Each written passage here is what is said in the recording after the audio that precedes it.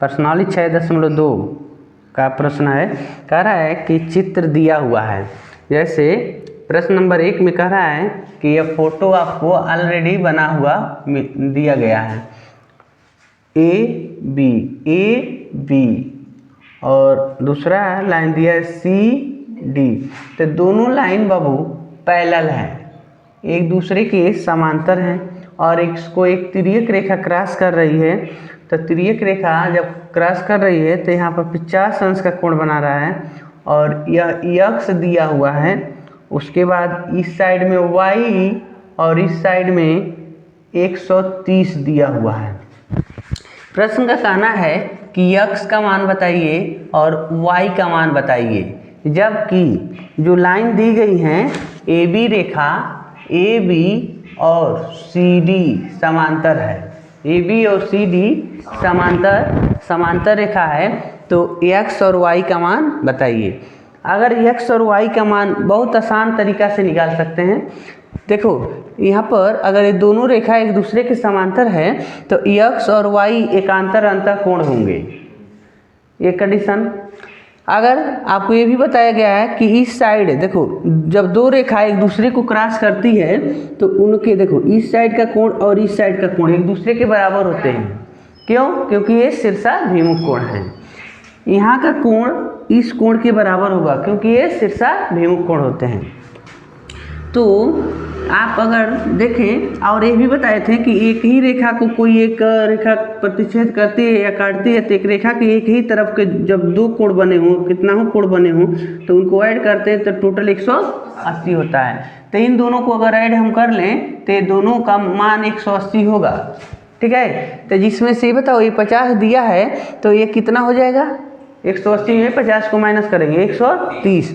या अगर तुमको पता है कि यह कोण दिया है यह इसका संगत कोण है यह, है ना, तो यह 130 है तो x का मान 130 हो जाएगा। या y इस साइड में दिया है और 130 यहाँ दिया है तो यहाँ पर शीर्षाभिमुख कोण है। तो आप ये कह सकते हैं कि यहाँ पर 130 है तो y का मान भी 130 होगा। तो इस तरीक़े से सॉल्व हो गया प्रश्न आपका। यहाँ पर लिखेंगे AB पैरेलल CD, तो आप लिखेंगे कोण Y इक्वल टू 130 होगा, Y का मान 130 होगा। कोई शिकायत करे तो उससे कहना है कि शीर्षाभिमुख कोण है। ठीक है, तो y का मान मिल गया। अगर y का मान 130 मिल गया तो आगे लिखेंगे x बराबर y। x जो है y के बराबर है। क्यों?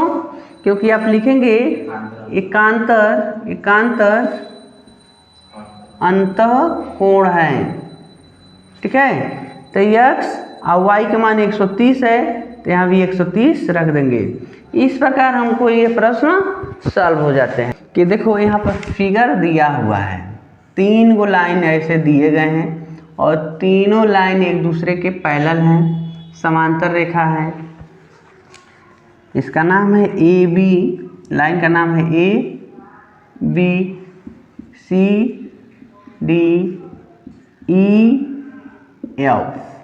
और इसको क्रॉस करने वाली एक रेखा है।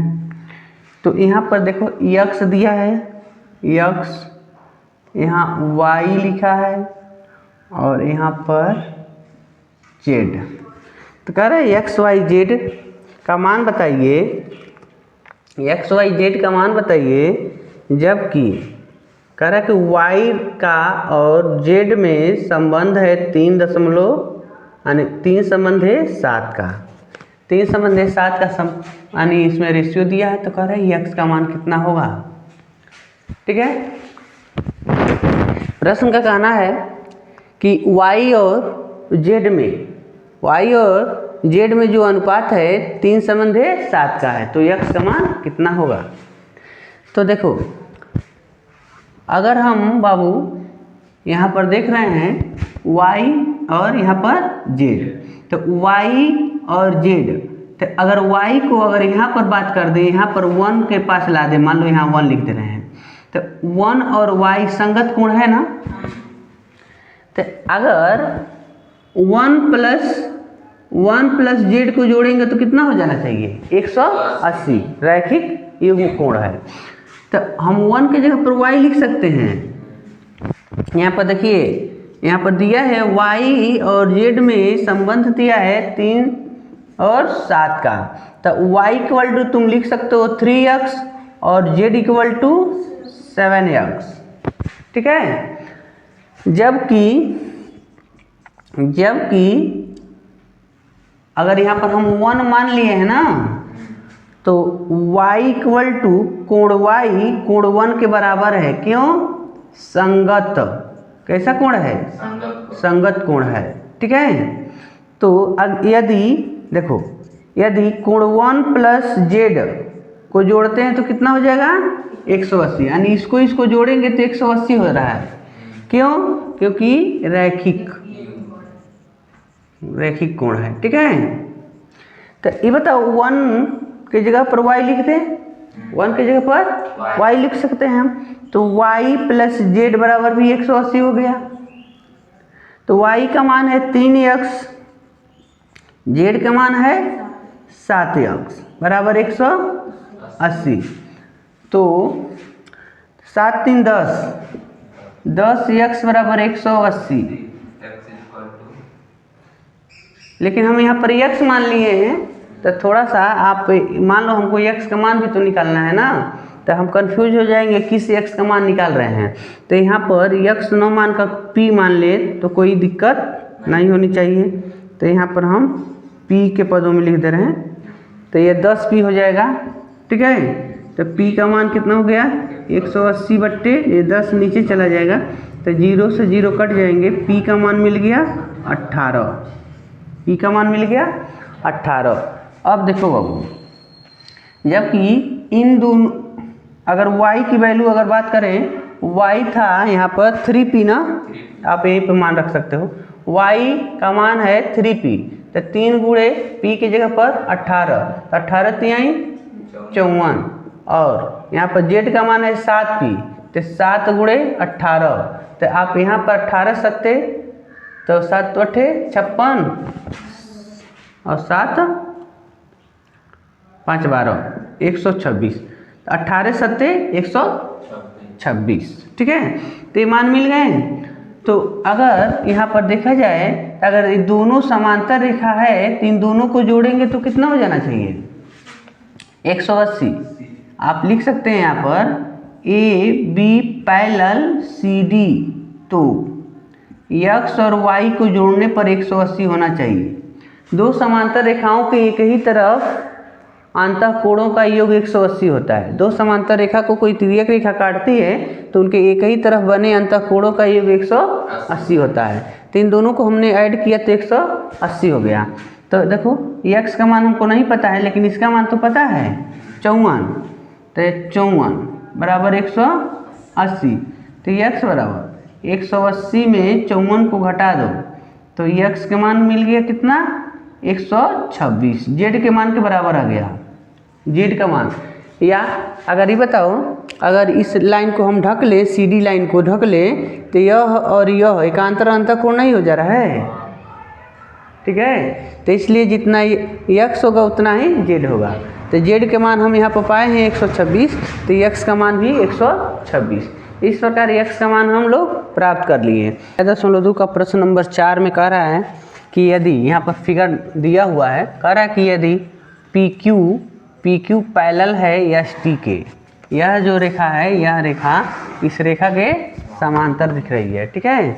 PQ पैरेलल ST, और उसके बाद दिया है कोण, एक कोण दिया है PQR का मान है 110, PQR का मान 110, और एक और कोण दिया हुआ है कि RST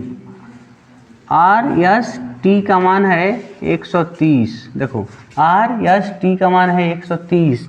तो प्रश्न का कहना है कि बाबू QRS का मान कितना होगा, QRS का मान कितना होगा, यानी देखो यहाँ पर है QRS, मतलब इस मान को हमको ज्ञात करना है, ठीक है। तो यहाँ से हम लिखते हैं यदि यदि बताओ पी क्यू पैरेलल लाइन है एस टी के, यह इसके समांतर है, तो अगर हम इसको ऐसे धीरे धीरे ऐसे आगे तक बढ़ा दें और एक नाम ले लेते हैं, यहाँ पर मान लो भी नाम रख दें, आप अपने मर्जी से नाम रख सकते हैं, हम भी नाम रख दिए। ये लाइन को हमने बढ़ाया तो भी तक आगे बढ़ गया, ठीक है। लेकिन इस वाले रेखा को यहाँ पर प्रतिच्छेद किया ना, यहाँ पर जहाँ प्रतिच्छेद किया, इनका नाम या इनको भी रखें, ए रख दे रहे हैं, यहाँ पर ए रख देते हैं और यहाँ पर बी पर प्रतिच्छेद किया है, ठीक है। तो ऐसे ए बन गया। तो अगर तुम सोचो एक पल के लिए, हमको तो इसका मान निकालना है, लेकिन अगर यह 130 है तो बी के इस साइड मतलब यह कोण कितना होगा, आर बी ए का मान हमको निकालना है, ठीक है। तो यहाँ पर देखो, यानी थोड़ा सा हमने रचना किया कि पी क्यू को ए तक बढ़ाया, जो आर एस को बी पर काटती है, ठीक है। आर एस रेखा को बी पर काटती है। तो यहाँ देखो, यदि और जो बढ़ाया हमने तो ये यानी पी क्यू कहाँ तक चला गया, ए तक। तो हम कह सकते हैं कि पी ए भी जो है एस टी के समांतर है। पी से ए तक की लाइन इस रेखा के समांतर है। तो इस रेखा को यह क्रॉस कर रही है तो तिर्यक रेखा हो जाएगा, या कह सकते हैं कोण आर बी ए। अब देखो आर बी ए, यह दोनों रेखा समांतर है तो यह दोनों कोण संगत कोण हो जाएंगे। तो हम लिख देंगे आर बी ए बराबर 130 अंश संगत कोण है, ठीक है। तो इनका मान 130 मिल गया। अब इसका मान 130 मिल गया, तो ये बताओ ये टोटल अगर हम ऐड कर लें पूरा तो 180 होगा। तो हम लिख सकते हैं कोण R B Q plus R B Q plus R B A बराबर 180। कोई कहे कैसे जान गए, तो रैखिक कोण है, ठीक है।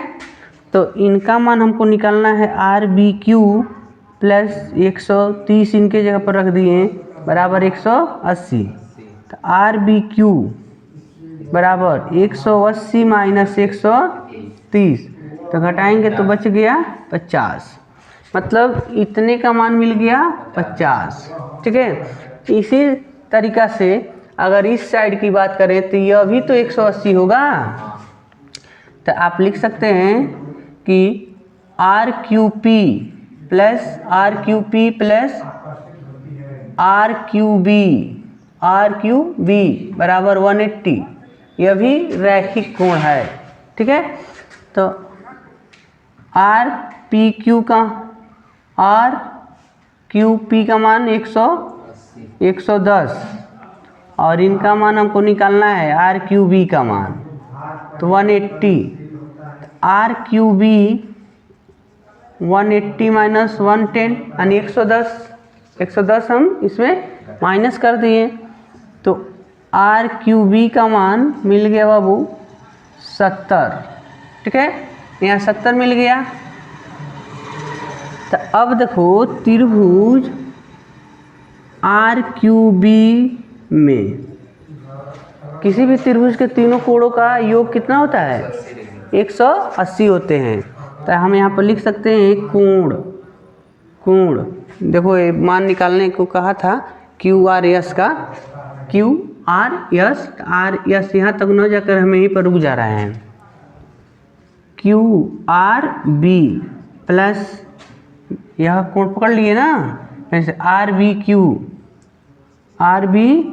क्यू प्लस बी क्यू बराबर 100। अब देखो क्यू आर बी का मान हमको नहीं पता है, इसका मान नहीं पता है, लेकिन इसका मान पता है ना।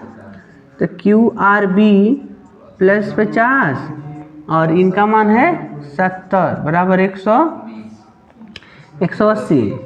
तो क्यू आर बी प्लस है, दोनों को जोड़ोगे तो 120 हो गया बराबर 180।